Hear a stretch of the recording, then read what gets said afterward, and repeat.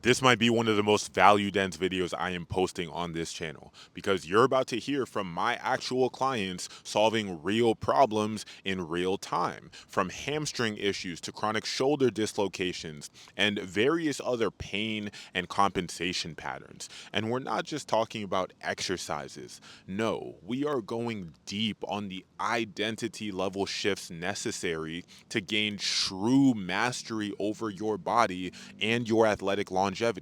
All these guys are former athletes still pushing themselves in all areas of life. So if you fit that bill, you're going to get a ton of value from this.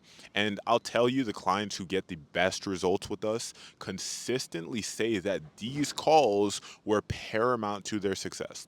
So if at any point you feel like being a part of this is aligned and you want to book a call with us to see if it's a fit, then just hit the link in the description below, pick a date after you fill out a quick form, and we'll chat. Now on to the video. Giving you like somewhat of a strength stimulus. Like I know that sounds funny to say, but it's loading your body in the positions that you just opened up, and all those tissues that are kind of like newly exposed, so to speak. So definitely get that in. Like just walking and paying attention to your form, like nice tall head and neck, tall through the spine, not leaning too far forward with your weight, but making sure you're nice and centered over like the mid foot, like the top of the highest part of the arch on your foot, centering your weight there. And then just kind of walking, because the reason why I mentioned that cue specifically is because that's going to help you get into your glutes better. Because if you're, dealing with hamstring issues, then you're probably more likely to extend your hip, like push your leg behind you by using your hamstring instead of using your glute. So that cue, like kind of shifting your weight back ever so slightly for a lot of people, will tend to help. Yeah, no, that was definitely what I was noticing. I just have one quick question regarding the myofascial release, especially on like the glute medius. I get like the full body shake, like my leg starts like shaking when I like relax into it, and then at a certain point it stops shaking. And my question is like, when is it enough? Like when should I stop doing like the glute medius release? Because then like sometimes I'll do it, I'll stop doing it and then be like, and then I'll do like the hamstring one and then be like, I kind of want to go back to the glute one because my glute still feels super tight. So should I just be kind of like, is there something I should feel for with regard to like stopping the myofascial release at any point? Like I kind of am better at the um well actually not really, but yeah, just what do you have to think about that? I would say that there's no set rules. If your muscle is still holding and you think that it's progressively letting go as you do more myofascial release, then by all means go do more. I mean, I've had a friend who would do like 3 hour long myofascial release sessions. Like I never went that crazy. I would go like, like an hour, hour and a half maybe. But yeah, you can definitely dig into these points for a good bit because everybody has different tension levels. So I couldn't really tell you like, oh yeah, like definitely do 2 minutes and you'll be good. I will say that 2 minutes on a point is probably like the bare minimum though for it to actually like start letting go. Okay, great. Yeah, because I when you like have the my like the 2 minute thing on like the hamstring myofascial release, I'd be there for like 10 minutes and I'd be like, damn, I feel like am I doing too much? But it's good to know that like you can kind of like do as much as you want if it's in the right spot and you're relaxed. Yeah, I mean, just monitor what happens with your body. I mean, if you see any adverse effects, let us know, but I haven't really noticed anything like that. Okay, great. Yeah. Keep on going with the progress, man. Good to see you seeing some gains there. Thank you. I definitely will. Cool. Welcome, Kevin, Aaron, Jake, Dakota. Kevin, Hey it's guys. been such a long time seeing you. Don't know if you can speak, but Yeah. see. Hey, nah, I'm just on the train, so I don't want to get too much background noise, but it's good to see y'all again for sure. Happy New Year. Happy New Year, man. And we Yo, have Steph, that goatee looking sick, bro. I'm not gonna lie. Hey man, it's all that testosterone, this movement stuff, man. It just Pumps the hormones and it gets the goatee right. What can I say? That's right, bro.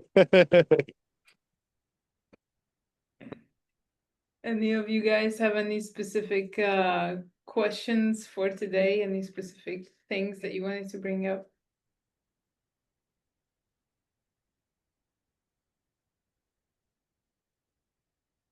I had briefly mentioned it in our one-on-one, but just like more so focusing just on keeping in any like lunging or deadlifts or like the dumbbell RDLs or anything like that, kickstand squats, like just really focusing on right sitting back into the glute, right, and keeping that knee about 90 and trying not to go past 90, right, like when I'm hinging through it versus trying to like sit upright or whatever, because that's what it kind of looks like in the video. I'm a little taller, so I think like I'm just going to be forward more when I go into some of these movements.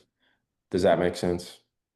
Sorry, what movement? I missed like the very beginning. What movement? Oh, for like lunging or goblet RDL or Bulgarian, like goblet Bulgarians or goblets kickstand squats or any of like the dumbbell RDLs, like when we're hinging through it or when we're dropping into a lunge, just keeping that knee at 90 and like sitting back in that glute and just like kind of like leaning forward, right?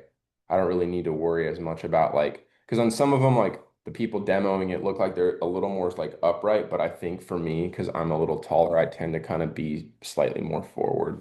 But I see. Do you have yeah. long femurs like relative to the rest of your body?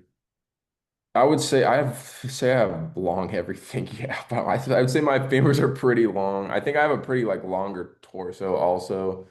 I don't really, yeah, I would say so. I'm about 6'5", so I feel like I'm just long, like in general. Yeah, that's definitely going to make you more prone to wanting to bend over.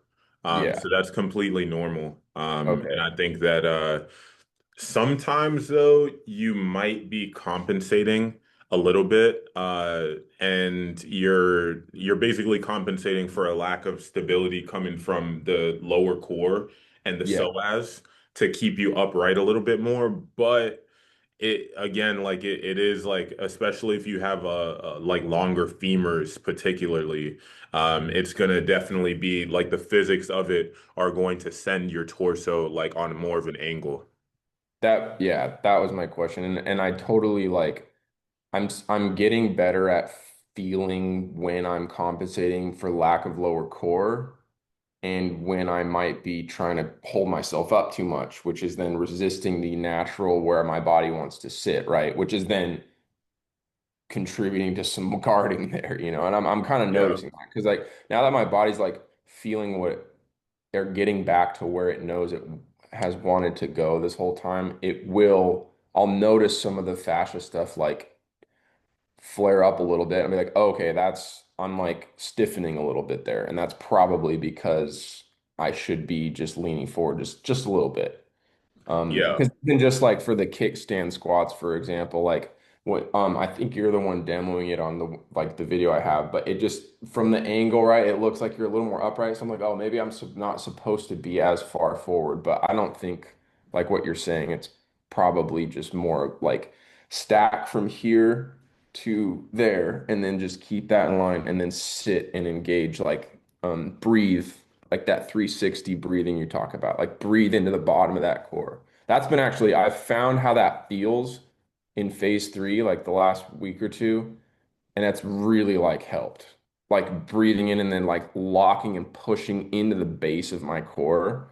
Like I was like, whoa, I feel like I can move normal like when I'm trying to hold my body up. Like just when I'm doing dishes or I bend down, I'm like, oh, like that's been off for injury or just not knowing or not having proper body mechanics this whole time. Because I think it's part of both because I grew so quickly. I think like I never really had like time for my muscular like stability, like to really turn on and figure out how to hold my body up properly, which is why I'm loving what we're doing because I feel like it's really getting like rebooting a foundation for me so that I can progress to more intense training and be okay.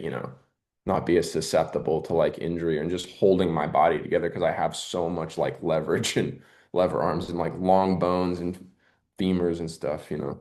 Yeah, no, that's huge. I mean, the point of posture is to essentially uh like hold yourself up against gravity, to put it in the simplest Yeah. way.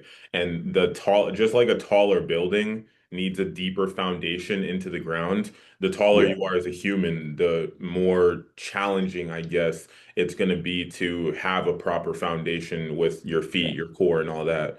When you say the base of your core, are you talking about your pelvic floor or something else? Yeah, I guess maybe. Like under, like kind of like what's holding your torso, like what's Yeah, underneath. like lower core, like below belly button, but like Oh, okay. kind of, I guess. Okay, got you. I don't Yeah. know. Yeah. No, that's Like, definitely wait, part of it define a too. pelvic floor. Like the pelvic floor is what? Like, The pelvic floor, this would actually be good to show you guys because this is actually really important. If you're able to, like, this is one of the things that standing meditation will help you get good at, is being able to load the pelvic floor. And when I say load, I don't mean, clenching or grabbing with it, but rather like just simply, letting all your weight fall onto that area. So let me just I pull love up. the standing meditation, dude. I love it. I like look, I do it like 2, 3 times a day. It's That's it's awesome. it's the best. Like it works so good. Combined with the myofascial release, like it just is so helpful. Yeah, it just has a way of melting tension, man, and It just really getting your body connected. So this is 100%. the pelvic floor. So this is top to bottom view. Uh, So it okay, then yeah, sits in. definitely. That's what I found this week of like how to Yes. load that, like how to like Nice. sit into that and like also rotate from it. Because Yeah, like so what happens is when you are loading this area, then glute activation becomes less like the superficial glutes, like the outside meaty part of the glute, and you yes. feel more inside of the Okay. hips. Yeah, that's for sure what I'm experiencing. And I'm just learning how to like, because it's like I progress a little bit, but then like my body kind of wants to go back. So it's like I had a little like, I'm like, I went back a couple steps, but like I'm still forward. But it's just like one little step back. And like, so my body can continue to like recalibrate. Because I'll wake up or I'll sleep a certain way and then it wants to kind of go back. But then I just breathe, sit into that with standing meditation and like go on a walk to like reboot and teach it how to move right again. So it's just like that, those reps, because it is like recalibrating. So you got to just like let yourself, I feel like, have those 3, 4 steps forward. Like I had a really good week, and then this week it's probably going to be like a couple steps back, but that's fine. And then like next week, I'll just like keep stacking. That's kind of how I felt it's gone for me thus far. I mean, that's a beautiful mindset right there. And that in my experience through my journey, that's exactly how it's been. Peace, Yeah. Kevin. Peace, Kevin. See you later, man. But yeah, it's exactly how it is in terms of like really going, some days I'm feeling amazing and like I feel like Superman, and then other Yeah. days it's like, wow, I'm like really disconnected relative to that. And it's Yeah. okay. And it's just part of the process. I mean, with anything in life. So it's just like do the work, put the inputs in, and just over time look at your progress as opposed to Yeah. like narrowing in on one week. Right. And it's like the gap versus the gain. And it's like, even though like, I'm like, well, I'm having like a quote unquote bad or like or like flare up week, not a bad week, but like, I don't know, like a flare up week, right? Or I'm having a more tense, disconnected week this week. But compared to how it used to feel and the pain that I used to be in when I would regress, even in phase one, when I'd have like a really killer 2 weeks in phase one, and then like week 3, 4 in phase one, I'm like, dang, like I'm like my back hurts again. It's like now I'm like, oh, well, in relative to that, like if this is my flare up, then I'm like soaring, like I'm cruising. So it's like another month, another 6 months, a year, 2 years. It's like like I said, I'm fully optimistic. Like eventually I'll be much more just like connected as a baseline and not have to be so conscious about it with MFR or standing meditation. Even though, I mean, those things are obviously will be practiced, but you know, less flare-ups, I guess. Less days or training days when I'm like, oh, that didn't feel right. Like I did that wrong. Like like you were saying, the inner lower glute of that pelvic floor for my right leg, my injured leg, like that's what likes to have weeks where it's on and I feel it when it's on. And then it likes to kind of like float off for a little bit. Yeah. But Yeah. overall, it's still more on than it was. Yeah. What's funny too is that I notice for myself, and I can imagine you guys would experience this at some points too, is that you will get frustrated that that spot that you found isn't turning on again, and Yeah. you'll kind of like force it through the movement. Like you'll just Yeah. try and like do the movement harder, you'll try and squeeze an area harder, but that's not It's how you so got there bad. in the first place. You got Yeah. there by flowing and relaxing into it. So it's just like no matter how you feel, it's just like always aim to find that flow and relaxation and just Yeah. let that lead you through everything. But that's why the standing meditation's so good because like I can double down on that. And for my particular injury and dead spot, it like really forces me to remember to just like, you're not gonna power through that, dude. Yeah. Decrease the weight. Oh, and then I drop it 5 pounds and then I notice it kick, and then I can go. I'll do, and then I'll go. That's like if I'm on a 35 pounds, whatever, I'll drop it to 35, and then I'll go from there, I'll go to 40 and then 45 to finish. And Mm. then that at least like gives me some boost. Like, okay, I'm not losing progress here. I'm not getting re-injured. It's just like it needed to be able to like it's okay. It's okay. It's okay. That's what Andrew was talking about. Like I was telling her, I'm like, I'm always apologizing to my body. I'm like, dude, I'm so sorry, like for what I put you through, because I've kind of abused it quite a bit. But it's like, it's okay. It's okay. And then it's like, it's sitting into that, and then it comes back on. It's such a crazy thing how our bodies work. I'm fascinated by everything I've been learning this whole process. It's crazy. It's It's crazy. ridiculous, man. I It mean, makes no sense. Yeah, like it's that's so why I polar do what I opposite. do. Yeah, it's so polar opposite to how my brain used to think about my body and my training growing up because of like track and just push harder, just push through it, like suck it up. And it's like that doesn't even work. It doesn't work. Like the less I try, the better and stronger that I feel with the stuff I do with you guys. Seriously. And not in Yeah. this like being flippant or apathetic, but it's like the less I put physical contraction and grabbing, the more my body kicks on and then holds that weight. It's crazy. Yeah, because that's just Hard not to how do. your body's supposed to operate. I mean, Yeah. it's like think of it like this: like when you're doing a squat, or maybe let me take like a deadlift for instance. When you're Yeah. descending down into that Yeah. deadlift, a lot of people will feel like their hamstrings have all this tension in them, but they also feel like it's ripping. And so there's a Yeah. difference between loading an area and kind of just like hanging on that area passively. That's what creates that ripping feeling. So it's like you want to Yeah. have your whole body be like a pulley system, as Yeah. opposed to in that example, it's like you're not actually using the joints of the pulley. You're kind of just like you're putting a lot of tension on the rope itself and not really Yeah. moving at the pulley. So you're Right. just like creating all this damage in the muscles. So that's the way I Yeah. see it. And like you said, it's all about relaxation. Yeah. The pull, that's a good analogy because it's like you should kind of almost feel that tension move through, like from base up through, right? Is that kind of what you're saying? That's how my brain is like imagining it. It's like Yeah. the tension as you're sinking in should move up into the glute, into the bigger muscle that holds it, versus like locking in on your hamstring and then it just feels like you're pulling. Yeah, exactly. The bet I said this on one of these calls one of these days, but that relaxation isn't about, just like drooping forward and like letting all my muscles go. Yeah. Relaxation is actually found by balancing tension through your whole system in that Right. way so that no one area has a disproportionate amount of load. So when Right. you achieve that, then that's when you're actually able to be relaxed. Because if I'm just slumping forward like this, I mean, one area of my body still has to take on a disproportionate amount of load if I'm still hanging myself up against gravity. Yeah. So it's like you have to balance that through your whole body, and then that's the equivalent of good posture too.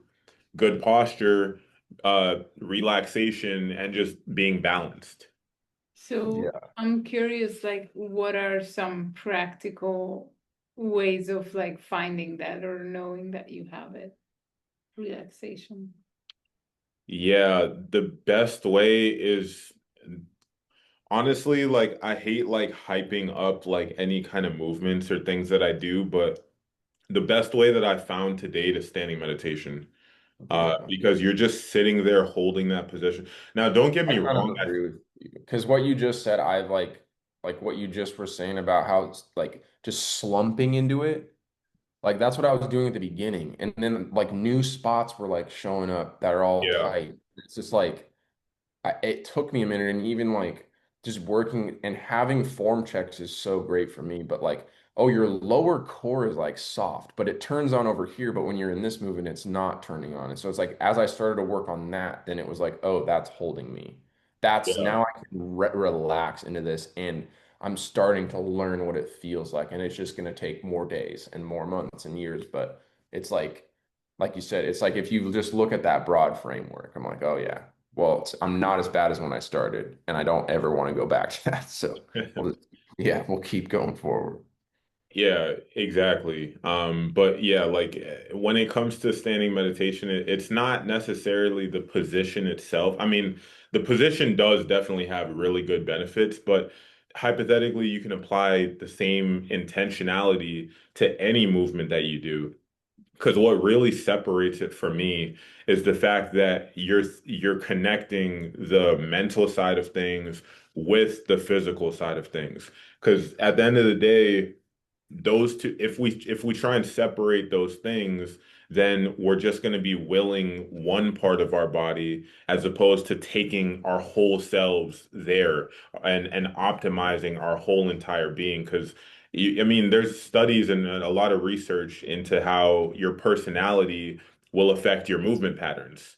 Specific personalities have specific movement patterns, and you can very much tell it. Like, for instance, like type A people, I don't know if Dakota, you might have seen these type of people in track and field who are very hip flexor dominant, and they like pull their knees up with their hip flexors, and like they're very it's kind of hard to explain, but like when you see these type of people, you know what I'm talking about, and they're like a lot like more rigid and like very like robotic I with was their probably that guy, dude. yeah, so so so Maybe that so. so that's one example of how like you need to address the personality and the identity Yeah. behind the movement and not just the movement itself. But I know I'm kind of going on a tangent from Andy's question in terms of like practical stuff. I'd say it's like standing meditation is great, but really any movement where you're just holding and relaxing your body and your mind, that's really going to help you find that because the more you just tune into yourself, deeper and deeper, the more you're going to find those blockages that occur as you're doing whatever the movement is, whatever the position is. And the point, like, really, I mean, that I see is to get rid of those blockages with your awareness. So just letting your awareness channel through your body again as you're doing whatever movement. It's less about getting strong with the muscles and more about just letting that awareness, that focus flow through your body. And then the movement itself is naturally going to get you stronger in the positions. But if you're focused on the strength itself, then you're going to be missing that underlying part of channeling the focus. So I would say Yeah. that's the key. That makes sense. And I think like I must have had some kind of like breakthrough in that realm because that's probably what got me with like the inner lower inside like meaty, not the superficial part of the glute, but like the core part of the glute and then like the lower like the pelvic floor like this week. So I'm like, well, now I found it. I'm like, okay, well, that's like really what you're saying is like I'm guilty of it because it's like, oh yeah, you find it, but then you want to make your body do it. Then you start like forcing it, but then it's like, and then it turns off. That's like, and then it runs away. Like it doesn't come Yeah. back. Like you got to like, oh, okay, just like chill back into it. It's funny. Our bodies are Yeah. funny. Gotta let it be for sure. Does anybody else have any questions? Kakura, good to see you, man. How are you, bro? What's up, fam? Yeah, I had a quick question. I think it's a potential segue into what we were just talking about, though. For Um, sure. so in every phase that I've done so far, at the end of the workouts, there's a body scan meditation. And during that body scan meditation, um, I was just wondering if there's any course correction from either you or Coach Andy's end. So what I mean by that is when I am laying down, my feet splay out like this, and I would like to mimic what it would be like if I was standing. So sometimes I'll bring my feet in, and then there's tension along my hip flexor or my hip or my glute and things like that. So I was wondering if during the body scan meditation, you're just completely relaxed, letting your body do what it do in a sense, or um, do you do a little bit of course correction as you're in that position? Yeah, that's a great question. And the funny thing is that like I was kind of just saying, real relaxation actually is good posture. So if you actually relax, like for instance, a good example is how when a lot of people lay down, their ribs will flare out. Mhm. Well, if you actually start like that used to be me, but as I started, sometimes it would be within the session, but on a grander scale, it was like over a long period of time. I would find that when I breathe correctly, I breathe in that area beneath my belly button and I relax my low back, among a ton of other things. Then I would start feeling other muscles start engaging and other muscles start to hold my body. And then over time, I just saw that whenever I lay down now, my ribs like pretty much down, maybe like Mhm. a little bit. But yeah, if I'm like real, if I just spend 5 minutes there, then I'm completely flat and fluid. So I would say don't like force it, like don't just turn your legs in like that, but just relax into it in the way that I'm talking about and see what happens with your body. Okay. Okay. Yeah, absolutely. Because I think it speaks to your tendency of what you're doing otherwise. I mean, we had a call 2 days ago and talking about how your feet, especially the right one, just goes out all the time. It's probably because in your hips and other parts of your legs, you're holding tension in certain points. We're talking about your glute medius, like not really being as integrated as it should be, stuff like that. So if anything is chronically tight, pulling the femur into rotation a certain way, once you lay down and relax, you might not fully feel it yet, but there could be a part of you that's not really relaxing, and then the other part is relaxing. So then it all just gets like tipped over to one side. Yeah, exactly. That's a really good point. So the outside of your hips, I guess to say it really generally, are going to control external rotation. So if those are overactive and the inside of the hip, like the adductors, are underactive, then the feet are going to come out. So yeah, I would pay attention to that. One thing that you can do, Aaron, is to have props that get your feet straight. So like whether it's yoga blocks or maybe, I mean, you could do it with one foot. You could have one foot against a wall. Um, Whatever it is, like things that are gonna force your feet to be in that position, and then you relax into it from there. Maybe try that out and see Kind of how get that. like some feedback. Yeah, exactly. Okay. Thank you. And then I just had just one more thing. In terms of the like the MYM specific workouts, which as Dakota expressed, I value them a lot. Um, I was wondering if you ever maybe like say on a Tuesday on your after your workout, do you ever play around with like your specific sport? Like for example, like once you do your MYM, do you ever do like some track movements just to kind of test out what you did in the MYM workout, or do you just kind of like, all right, I'm gonna put this down, I'm gonna wait till tomorrow and kind of do that? Does that make sense? Yeah, definitely. I mean, I love experimenting after I do that kind of work. I mean, eventually, what you'll find, which is kind of where I'm at right now, is that I'm doing my quote unquote MYM work in my sport mostly. That's So good.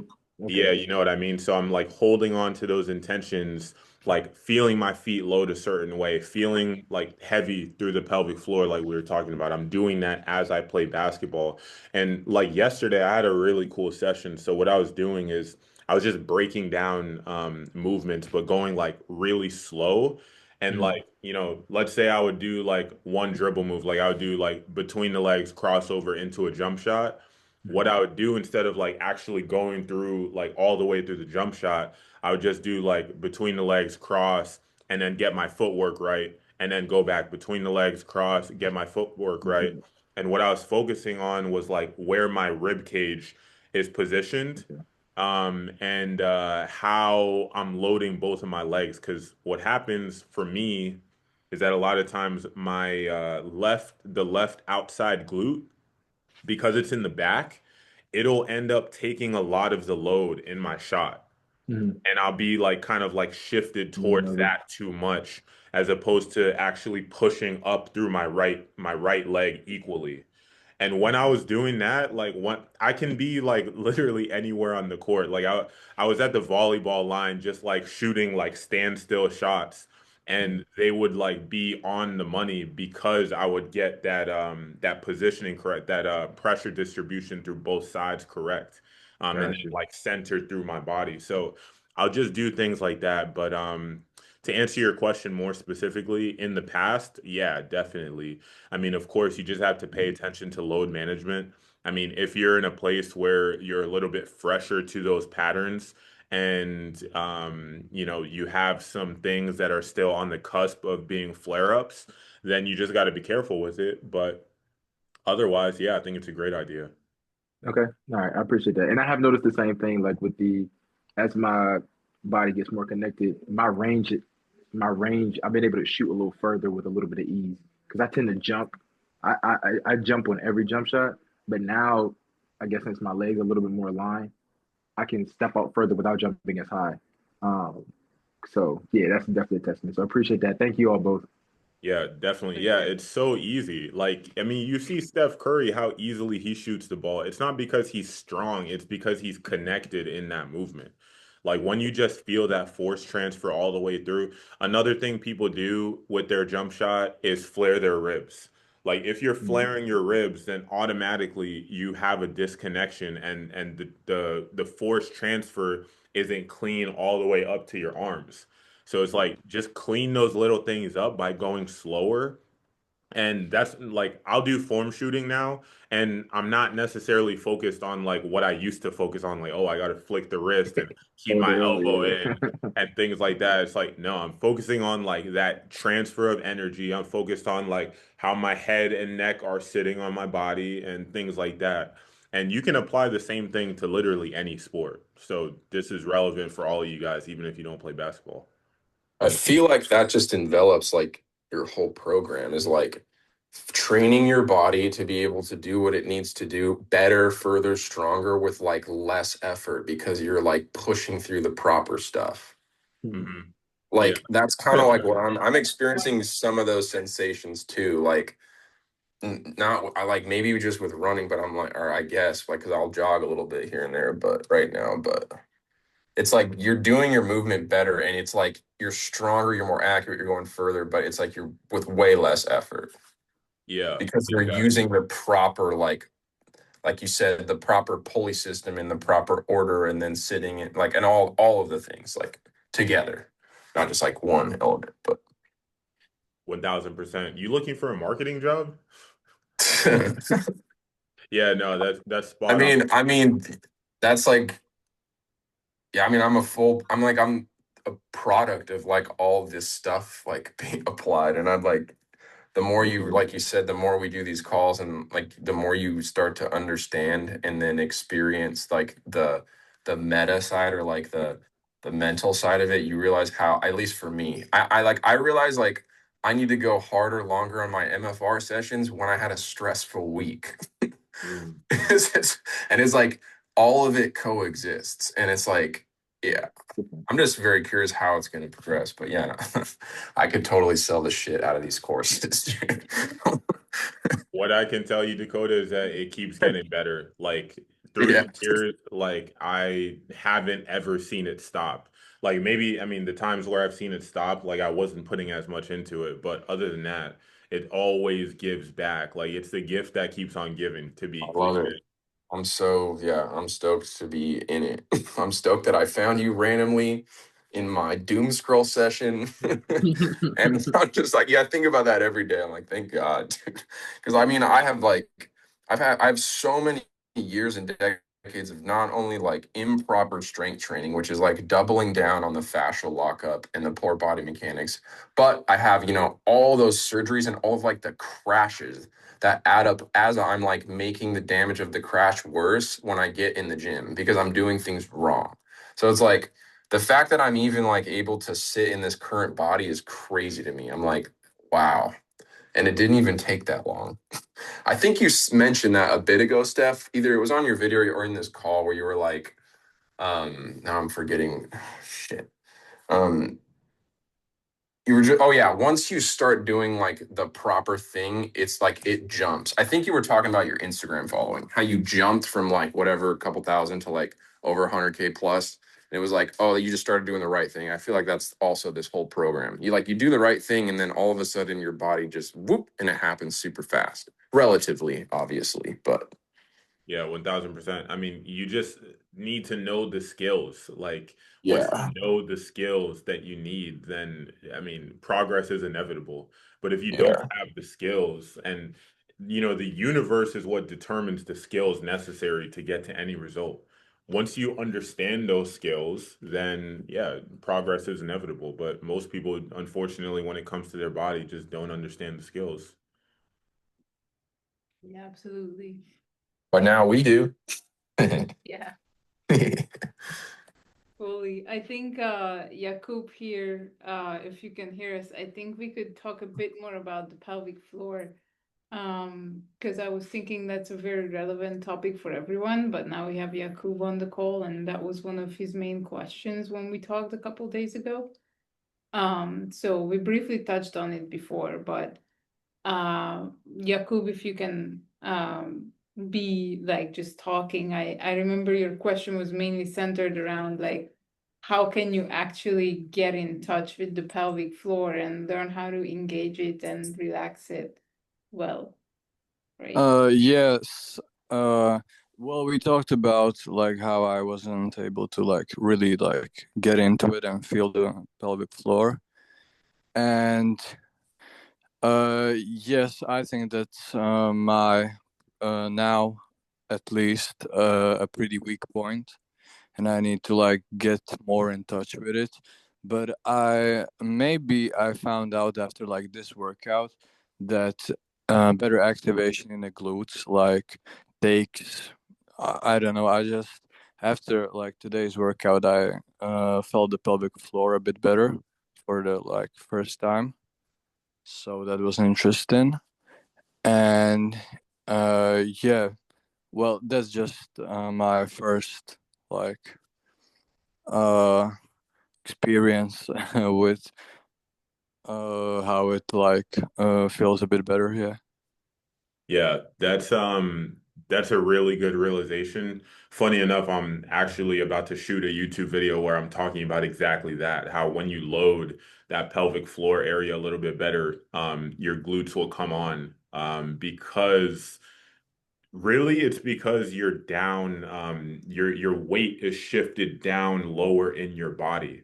So if you're trying to get your pelvic floor incorporated, you're not, again, like I think you might have missed this, but you're not going to squeeze, your perineum or like try and like clench it.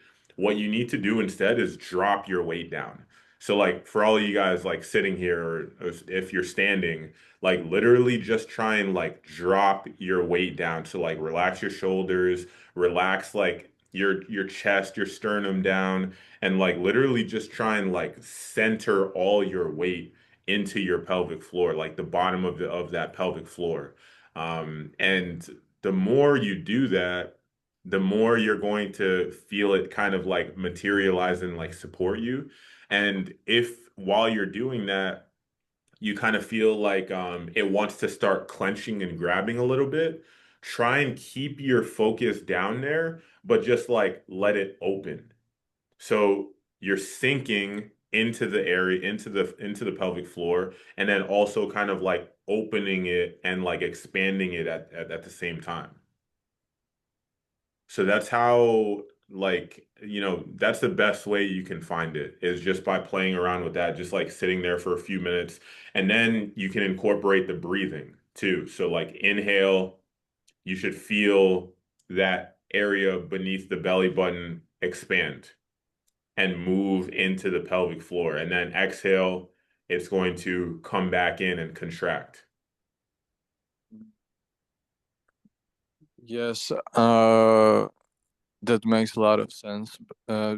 After like today's workout, I just like after like randomly didn't even like notice these things. Maybe I did it subconsciously, but I just felt it like better and actually like you said materialize.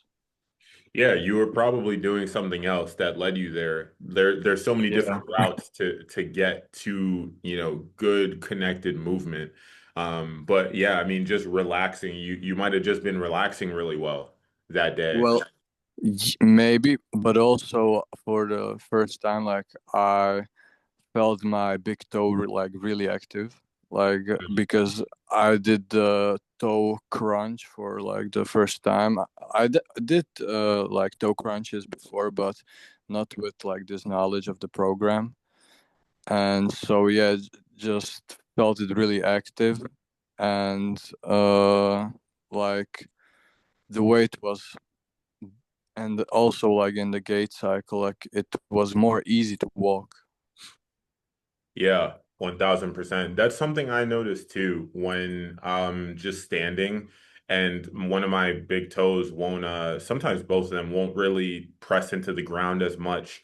But then as I kind of just like really, I don't focus on the toes as much. I kind of just like melt my weight down and eventually the toes start loading a lot better. So yeah, whatever it was for you, yeah, that's great. Just keep on leaning into that feeling. One good thing for you, Yakub, if you're not already doing this, is to maybe put down some notes after you have these training sessions. So like, you felt this one thing, okay, like what was it that led to that? Were you focused on this part of your body, that part of your body? Were you focused on like, an overarching thing, like just relaxing more or whatever it was? Just like write those down so that you can go back to them and kind of have that log so that you can, have something to go back to. Funny you say that. I've been doing that since like day one of the program. Perfect. Yeah. And Good it's stuff. been like a pretty helpful like an archive like of those sensations. Yeah, that's great. I think anybody who kind of has that personality that would benefit from that, I would highly recommend for sure writing stuff down after your workouts. Really could be a game changer for some. Weird. I wish I was doing that so I could remember. I can't Hey, remember now. still have time, don't worry. Yeah, I'll start doing it now. Yeah. Anybody else have any questions? Anything that comes up? Mm.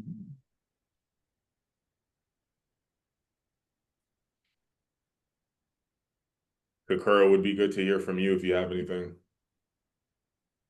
Sorry, what's up, guys? I'm like working at the same time. I don't have any questions. I can tell you where I'm at in my journey at the moment. So, lot of what we were just talking about, which is the pelvic floor.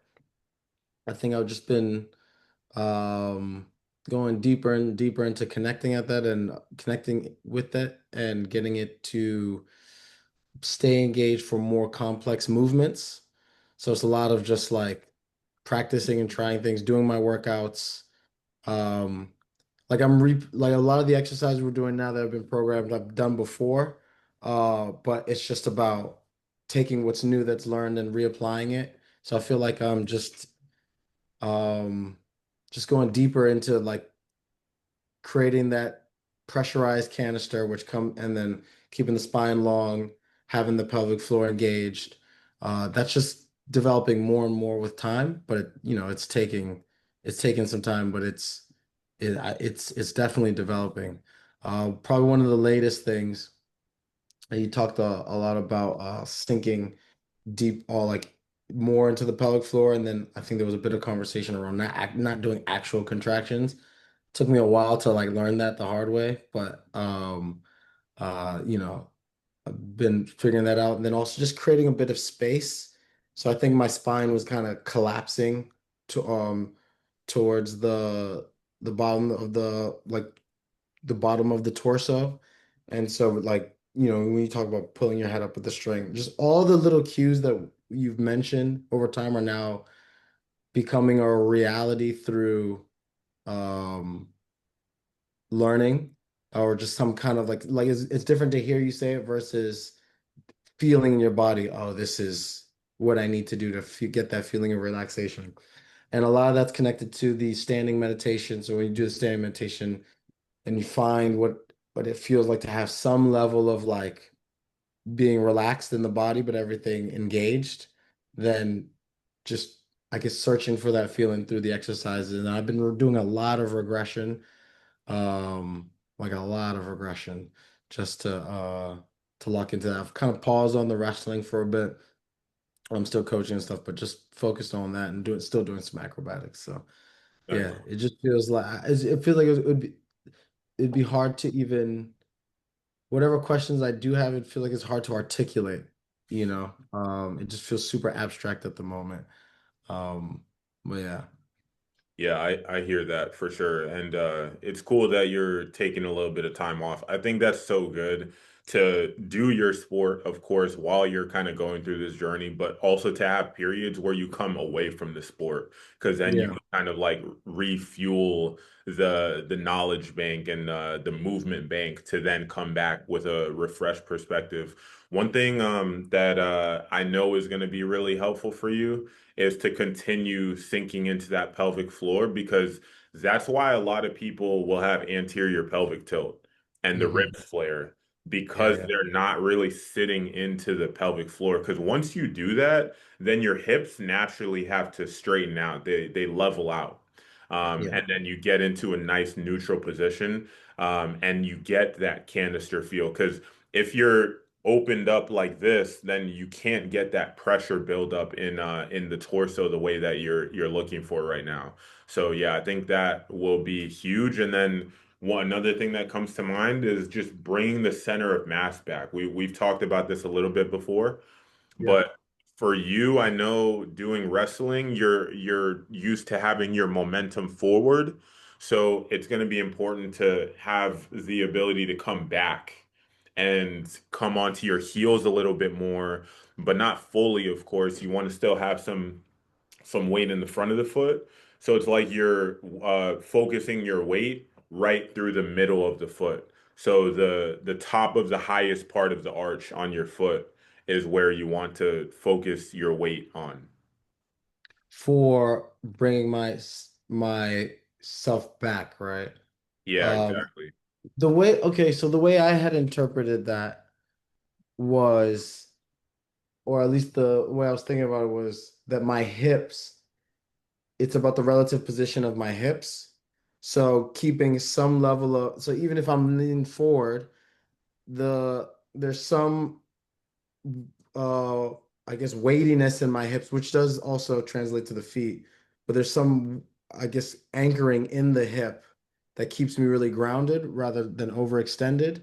I don't know how to explain that, But I guess it had, yeah, more like with the tailbone and then still getting long through the spine, but then um and then like the way that the sternum, I kind of press the sternum in to connect to the spine. It seemed to do it. But so now you're saying with the feet, uh I'm looking to do what exactly? So you can still bend over forward and have Yeah, your weight distributed more better. yeah, So yeah. it's like the difference. Maybe I could just like demo quickly. So basically, like I can be here. Can you see me all right? Yes. So I can be here bent forward. And if I'm like, you see like how my heels are coming up right now, like I'm like about to fall forward, as Yeah. opposed to having my weight kind of centered back a little bit. And I Yeah. can still lean forward. Like I can still have my heels up off of the ground and still maintain that I guess weight over the midfoot like I'm talking about. So this is me leaning forward and then I'm about to fall forward and I feel my toes scrunching as opposed to me being nice and balanced. My toes are more relaxed. I feel locked into my glutes and I don't feel a ton of pressure on my low back. Can you go back to that position so just so I can figure out how to translate to a wrestling stance? Because like in this position, this would be considered dangerous to do because it'd be easier for someone to pull you forward over your feet. And so you'd actually want to sink back more, but Like, you'd want one leg a little bit further back. So you'd only have one, you wouldn't be a square stance, you'd have one leg, you'd have a staggered stance. oh, okay, I see. More like this. Yeah. And Okay. then you just you wouldn't want to lean that far over your knee because someone could then just like snap you down. So if you would apply that, then how would you think about it? Because Decent. coming too far over the knee is dangerous. Yeah, the same way. So I was kind of thinking about it more from a basketball perspective, because every sport you're going to be in a slightly different position. Like Aaron Right. was talking about like a cornerback in football. So like yes, and then also like defense in basketball, but then that's going to be different than like what you would want to do in wrestling as well. So like it's all going to be different. So it's less about like the position of the rest of your body and more about like the very slight shift of weight that you do. Yeah, yeah. Like I can be standing here just still and you don't see any like joint positions change and I just go forward a little bit and feel the front of my feet more in contact with the ground, more weight, and then I can go back all the way to where I'm all the way on my heels and I feel like I'm going to go backwards. Mhm. It's But more you're just thinking that. with the key insight you're saying is because you're saying it's through the feet. You're figuring out you're coming backwards by thinking about where your feet are placed. Here, let me see if I can find a diagram to make this easier. Wait,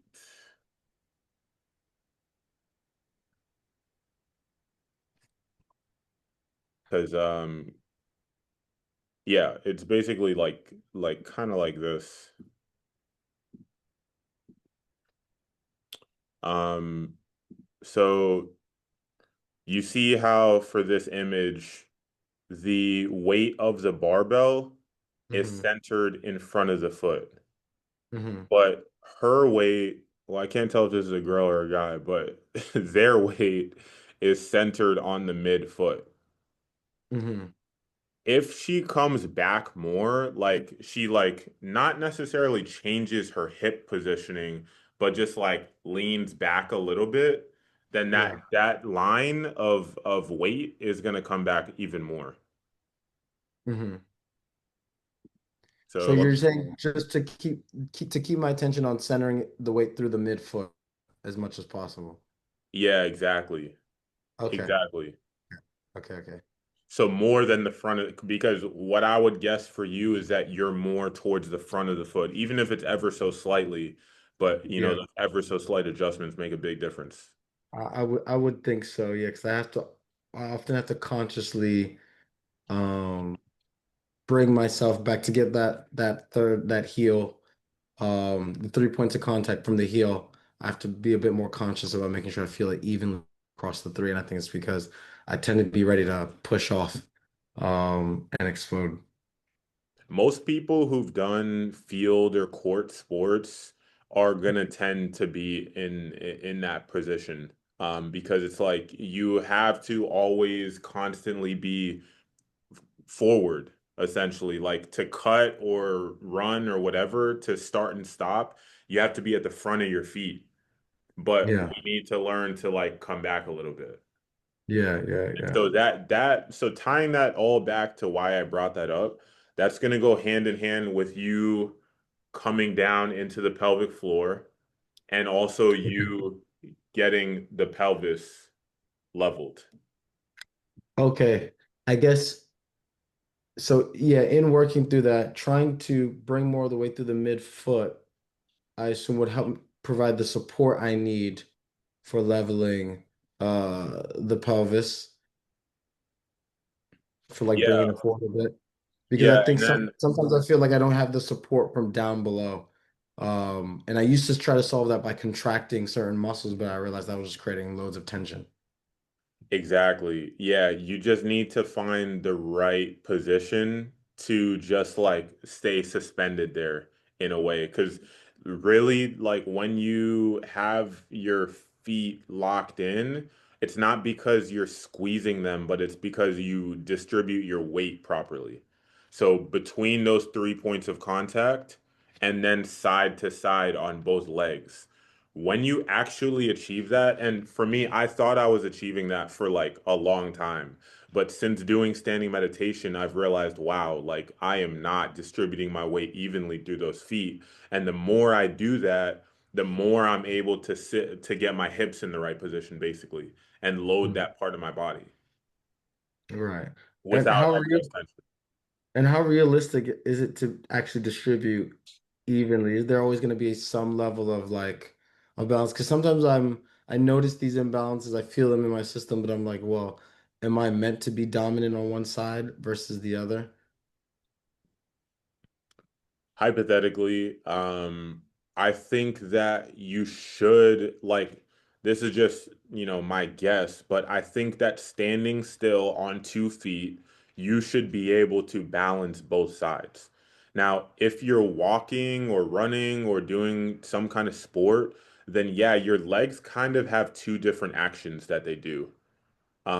Like one is going to be I don't even want to get into that because that's a little bit complicated, but they just do kind of like asymmetrical things if you look at runners. Like sometimes like, some of the best runners, they'll have one foot that goes out a little bit more. And like you'll notice their rhythm isn't like perfectly like boom, boom, boom, boom. Like it might be like ever so slightly off, if Hmm. that makes sense. But anyways, that being said, I think you can find more balance. Yeah, yeah. I actually have one more question that came to mind. How does this translate to when you're sitting in like a cross-legged position? So like when I meditate and I sit in a cross-legged position, I find that that's a much harder position to load into the pelvic floor, or even when I just try to practice a deep squat.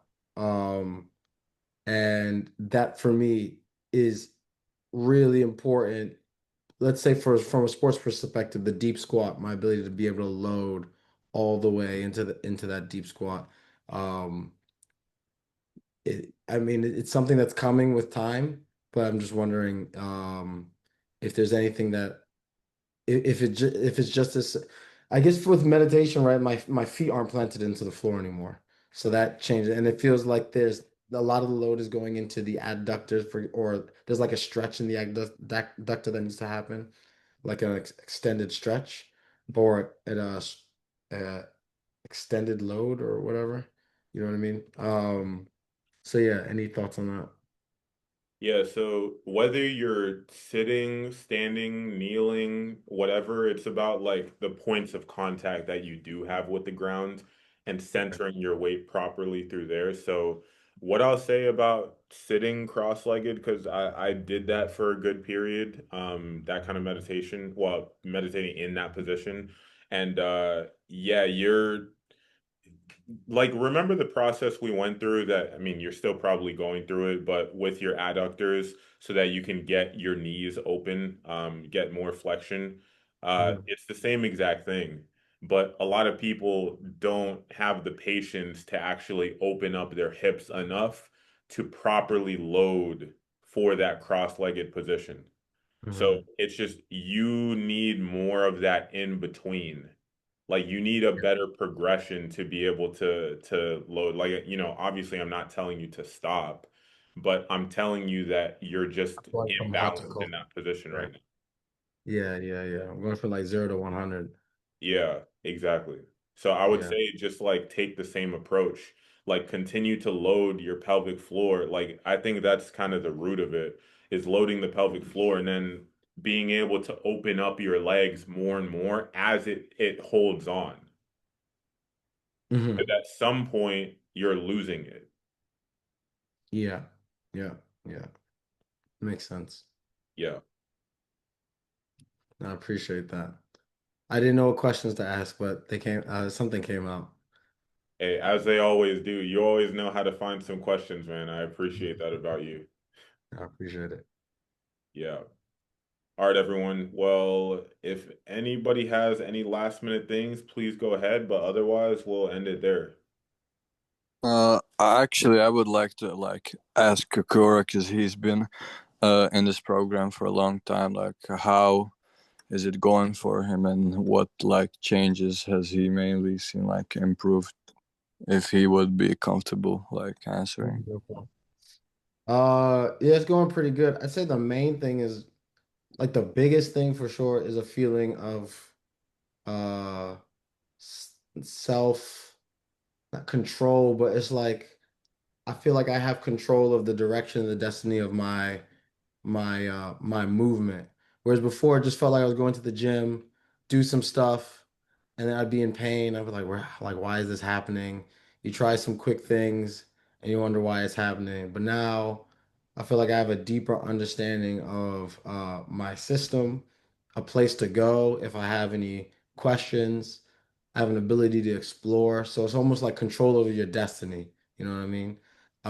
If I know if I wanted to rev things up and take it to a certain level, I could do that. If I just want to stay in shape, you know what I mean, and look good, I could do that. Well, whatever direction I want to go, I feel like I have control over. That's like the main thing. Um, yeah, and then of course a lot of pains have gone away. I've had all kinds of injuries even during the time period. I've had a couple dislocations, which is a recurring injury. I've torn my MCL because wrestling's a pretty rough sport. Um, Even like back pain comes in and out, but I know where it's coming from, why.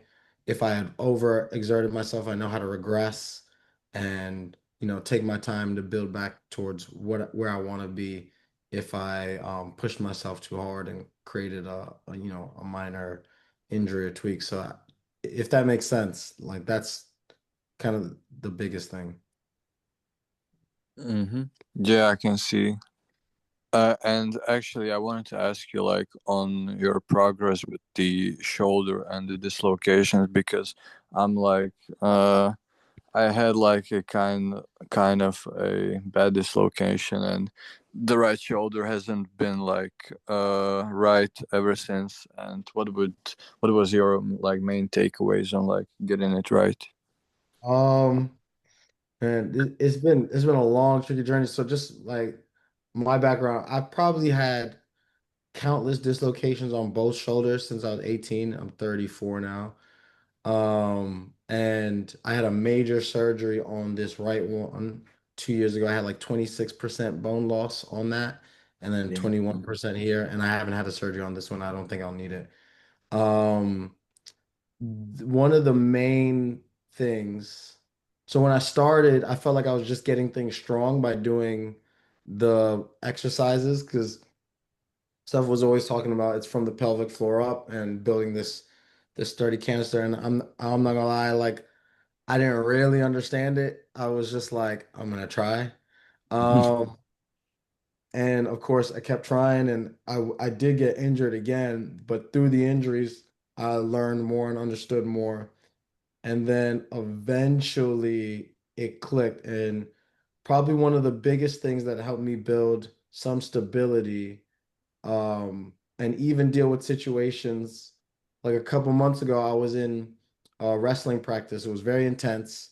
I had a really tough training partner, and we were having like wars. And at one point, I had to pause because I felt instability in my left shoulder.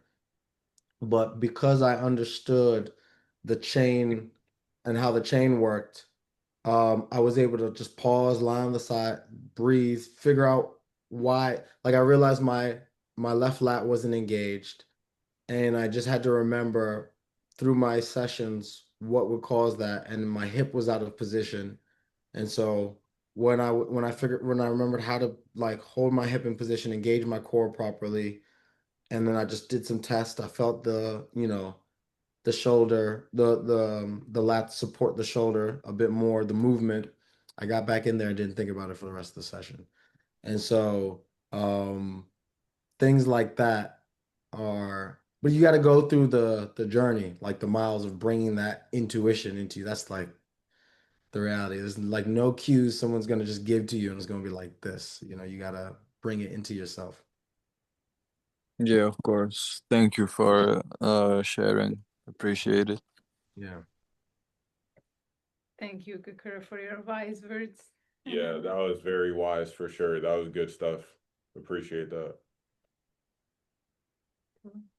All right. Well, thank you guys. Again, another good call. Love these calls, man. I like seriously, like the time just flies. Like I literally look up and it's like, oh, it's like 11 like 50 and the call's about to end. Yeah, appreciate you guys asking good questions and just good engagement and yeah, we'll keep it going and talk next week. All right, so you just watched 65 minutes of some real transformations from Dakota realizing that the less he tries, the stronger he actually gets, and Kakura fixing his own shoulder instability mid-practice because he finally understands how his whole body works. These guys are gaining complete control over their body's destiny, and that's just what's possible when you address movement at the root. Not just doing exercises, but actually rewiring how your nervous system controls your body. And most former athletes never get here. They stay stuck doing the same rehab exercises, the same stretches, and just wondering why nothing actually changes long term. And eventually they just give up. They just accept that decline. Year after year, they lose more function, lose more explosiveness, just watch their peers fall apart in front of them, thinking, well, maybe this is just what happens when I get older. And they stop fighting. So if you want to get where these guys are, where you have that level of mastery and control, here's how we do it. First off, you get a complete assessment so we know exactly what your body's been compensating around. And then we give you a training program built specifically for your imbalances and injury history. And we give you monthly one-on-one calls where we're literally walking you through your movement patterns, troubleshooting them in real time. And of course, these group calls where you learn from other former athletes, you watch me solve their problems, and you see yourself in their breakthroughs and just learn from it all. This isn't another rehab program where you're dependent on appointments. It's also not another personal training service where you just follow orders. This is about building true self-mastery, getting you in complete control, like Kakura said, of your body's destiny. So if you're done being at the mercy of compensation and decline and you're ready to actually master your movement, book a call. Links in the description. Pick a time, fill out the quick form, and if we're aligned, we'll map your plan out and get you to work. Talk soon.